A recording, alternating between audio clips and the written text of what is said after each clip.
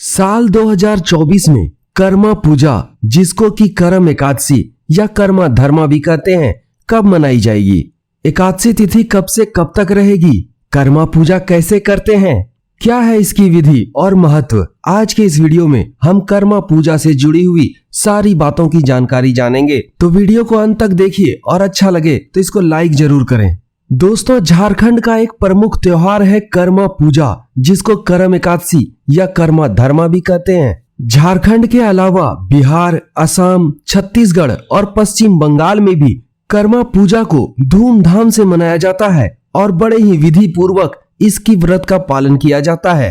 कर्मा एकादशी हर साल भादो महीने के शुक्ल पक्ष की एकादशी तिथि पर मनाया जाता है। वर्ष 2024 में भादो महीने के शुक्ल पक्ष की एकादशी तिथि की शुरुआत 13 सितंबर की शाम 5:33 पर होगी और इसकी समाप्ति 14 सितंबर की शाम 4:27 पर होगी। इसीलिए उदया तिथि के अनुसार वर्ष 2024 में कर्मा पूजा का त्योहार 14 सितंबर दिन शनिवार को मनाया जाएगा। व्रत, उपवास, पूजा पाठ के सारे कार्यक्रम 14 सितंबर को ही किए जाएंगे। डोल ग्यारस भी 14 सितंबर को ही है। कर्मा पूजा का पारण अगले दिन यानी 15 सितंबर को किया जाएगा। यहाँ पर आपको ध्यान यह रखना है कि कर्मा पूजा का पारण दही खाकर किया जाता है।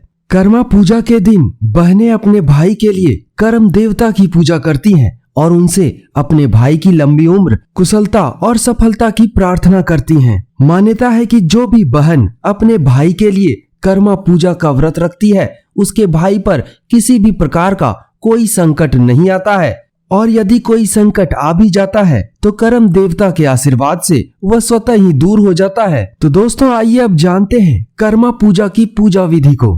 कर्मा पूजा से पहले बहनें अपने घर से बांस का डलिया लेकर नृत्य और गान करते हुए पास के नदी या तालाब में नहाने के लिए जाती हैं। स्नान के बाद वे अपने डलिया में वहां से बालू भरकर घर को लाती हैं। इसके बाद इसमें 7 तरह के अनाज बोए जाते हैं, जैसे गेहूं, ज्वार, बाजरा, मक्का इत्यादि।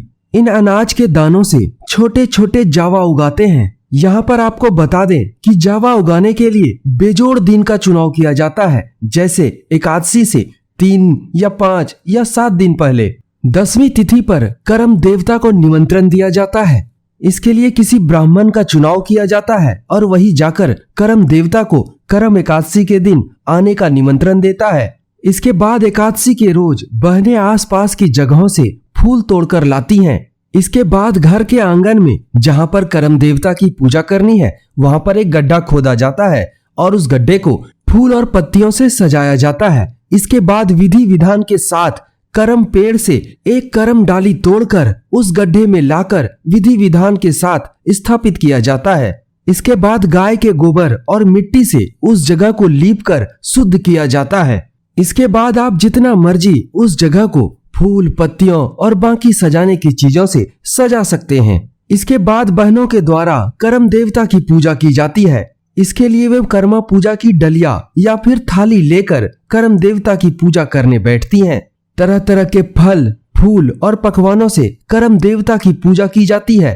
फिर बहनें कर्म देवता से अपने भाई की लंबी उम्र और कुशल जीवन की कामना करती हैं। इसके बाद धूप, दीप, अगरबत्ती से कर्म देवता की आरती उतारी जाती है। इसके बाद कर्मा पूजा की व्रत कथा को सुना जाता है। कर्मा पूजा की व्रत कथा को सुनने के लिए हमारे चैनल को जरूर सब्सक्राइब करें और बगल में दी हुई घंटी को दबा दें, ताकि आपको आने वाले वीडियो की नोटिफिकेशन तुरंत ही प्राप्त हो जाए।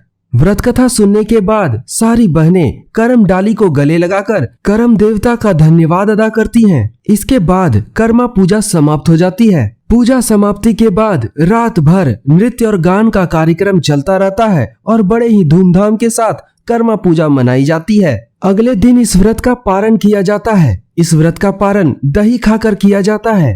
पारण करने के पश्चात कर्म डाली को उस जगह से उखाड़ लिया जाता है और फिर विधि विधान के साथ किसी नदी या तालाब में इस कर्म डाली को विसर्जित कर दिया जाता है। दोस्तों, यदि वीडियो में दी गई जानकारी पसंद आए तो वीडियो को जरूर लाइक करें और चैनल को सब्सक्राइब कर लें।